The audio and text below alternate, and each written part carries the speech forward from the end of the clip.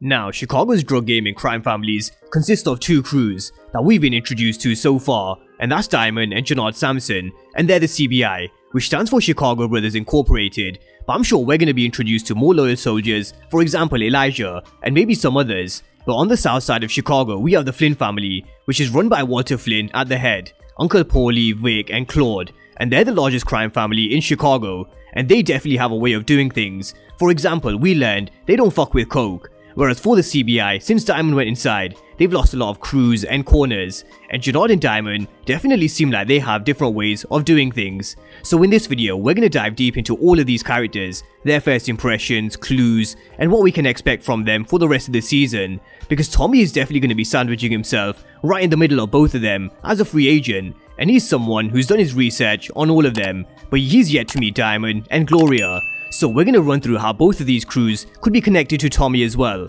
But let's start with the Sampson brothers, and we were introduced to Diamond in prison first, and you could tell he definitely has this aura about him, where he's very well respected, but also hated at the same time.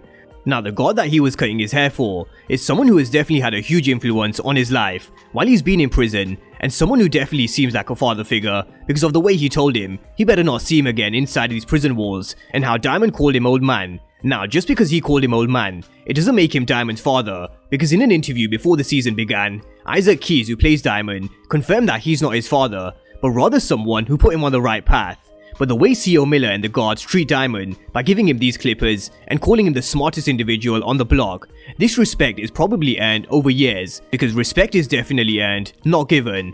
And when people treat Diamond with respect, he gives it back when he gave C.O. Miller his Jordans. But this respect that he gets from the guards definitely attracts some hate at the same time. Now Rojas, played by another YouTuber Jay Moore, and congratulations to him for landing a role in Power Book 4 Force. But Rojas, along with other inmates, definitely have this hatred towards Diamond, with the way they say let's wait until he gets comfortable on the outside, and then we're gonna strike. So respect and success, and who Diamond is as a person, will always attract hate at the same time. But let's rewind it back 15 years. What was Diamond actually in prison for? And it was revealed in the article that Tommy was reading about Diamond, which told us that Diamond Sampson was the owner of the barbershop which Jenard bought for his brother, but he was sentenced in 2005 for 15 years for his involvement in a drug trafficking ring that linked to several, and this is where the article cuts off.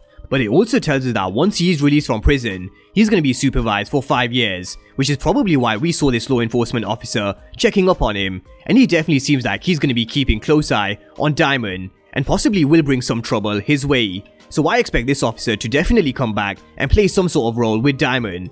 But let's talk about his relationship with his brother Jenard Sampson, because they clearly have a lot of love for each other, and Jenard parked his studies when he got a place at Brown University when Diamond got arrested in 2005. So instead of studying, he took over this tactical drug running outfit that Diamond built. And both of these brothers, they're smart, as C.O. Miller told us about Diamond, and we're finding out the same about Jenard, because he's showing us his smarts with him setting up all these business details for Diamond's barbershop. But here's the thing with this barbershop, both brothers will have different ways of doing things, and I do think the clue was in the way Jenard cleverly bought this barbershop for Diamond, because did he buy this place just because Jenard asked him to keep up with the rent, and it has some sentimental value to him, or did he buy this barbershop to keep Diamond occupied, so he can continue running this drug organization? Because when it comes to Diamond, he's definitely changed compared to when he went inside. He seems like he's a lot more educated, because he's definitely been reading and studying while he's been inside. He seems a lot more strategic, and someone who has a cool head on his shoulders. But having said that, I don't think Diamond is afraid to cut you open if he's forced to.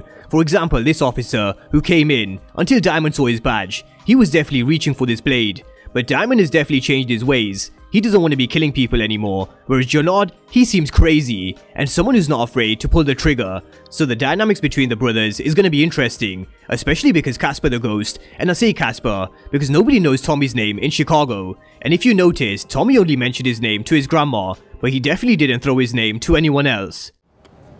I didn't catch your name. I didn't throw it. And again, this is a classic Tommy one-liner, which I really wouldn't be surprised if it was improvised by Josie Sikora.